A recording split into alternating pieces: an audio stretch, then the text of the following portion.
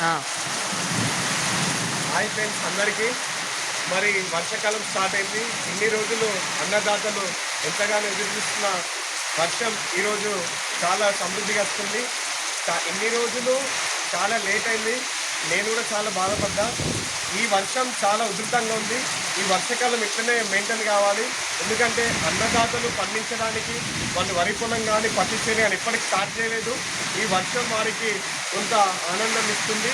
ఈ వర్షాకాలం ఇట్లనే ఉండాలని అన్నదాతలకు ఈ 4 మంత్స్ సమృద్ధిగా కావాల్సిన టైంలో వానలు పడాలని కోరుకుందాం.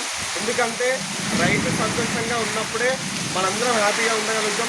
ఇన్ని రోజులు వాన లేకపోవడం వల్ల ఎండలకు మనము కానీ మూగజీవాలు కానీ వ్యవసాయ సామాగ్రికి సంబంధించిన ఎద్దులు కానీ ఎంతో ఇబ్బంది పడ్డాయి.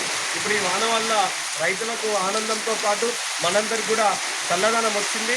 ఎందుకంటే వేడికి ప్రజలు తట్టుకోలేకపోయింది కాబట్టి ఈ వర్షం ఎంతో ఆహ్లాదకరాన్ని సంతోషాన్ని ఇస్తుంది.